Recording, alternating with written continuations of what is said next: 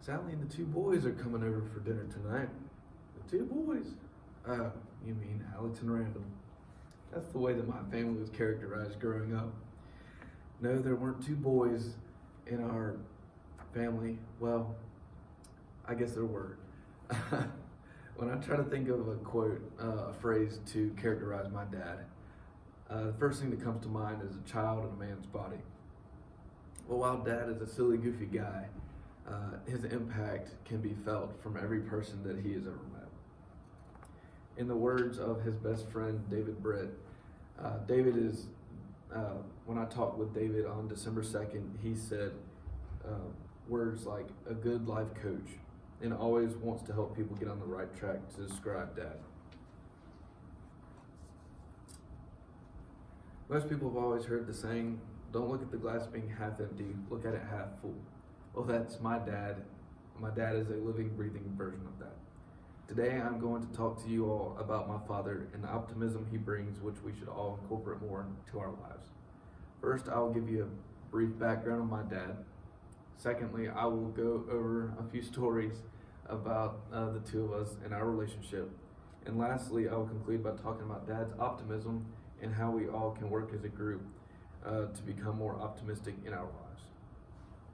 Let's start things off today with a little background about old Randall. Randall Chambers was born on November 20th in 1960 in Anderson, South Carolina, to Alvin and Jeanette. This is a picture of Dad. In the 55-year challenge, he has still not had any hair, and he still smiles to this day. Dad had one sibling, Debbie, who was a few years older than him. In 1994, however, at the age of 36, Debbie was hit and killed in an accident in which a lady fell asleep at the wheel. Instead of being furious with the lady, Dad and his parents were very understanding with the circumstances and forgave her.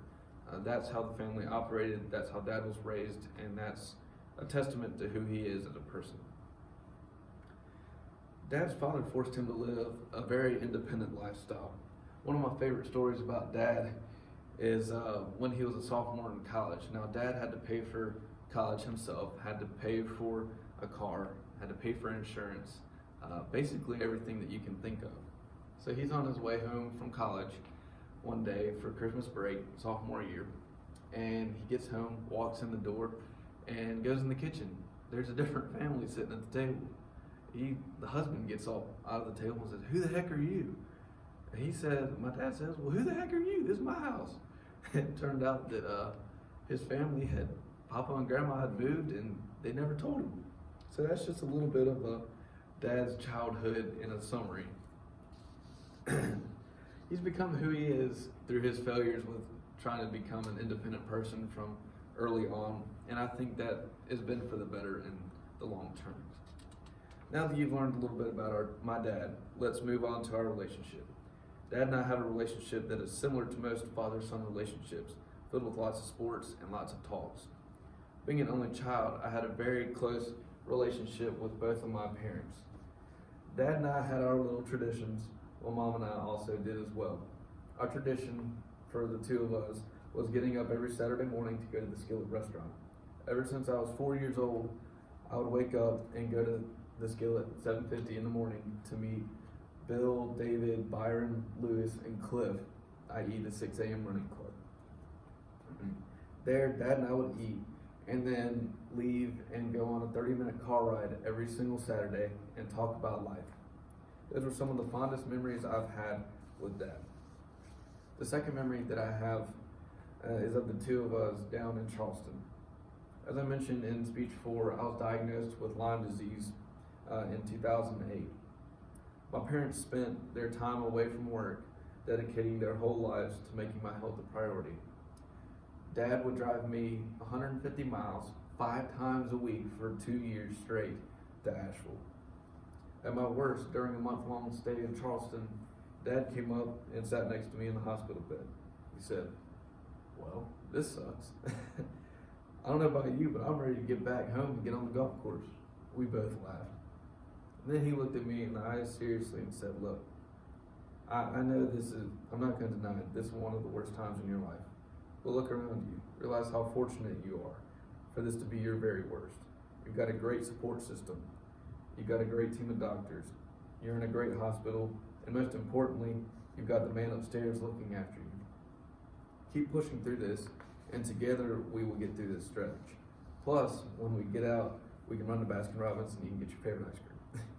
It reminded me of a Bible verse, Philippians 4, verses 6 through 7, which says, "Do not be anxious about anything, but in every situation, by prayer and petition, with thanksgiving, present your request to God. And the peace of God, which transcends all understanding, will guard your heart and your minds in Christ Jesus." Our conversation may have been short and sweet at the time, but I still remember this conversation today, and the Bible verse is always in my mind. So now that you've heard a couple stories about the boys, I'd like to finish my speech today talking about the optimism Dad is adamant about everyone having. Optimism is something that everyone should be able to resort to in times of trouble. Since most of my teenage years were spent receiving bad news about my health and getting more tests only for them to come back negative, optimism was very hard for me to grasp. Dad's optimism, however, was unwavering. For every test that came back negative, he'd said, "Well, hey, it's another illness we can cross off the list that you don't have."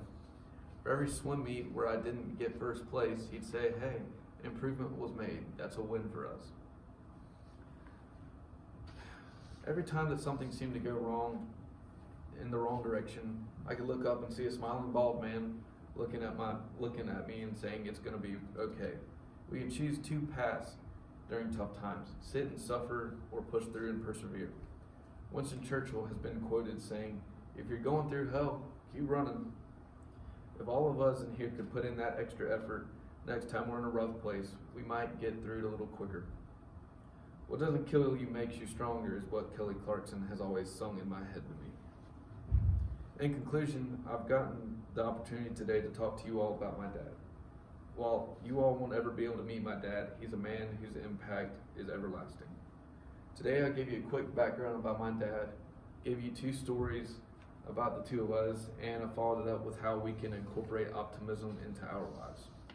In the wise words of Helen Keller, in one of my favorite quotes, "Optimism is the faith that leads to achievement. Nothing can be done without hope and confidence." Thank you.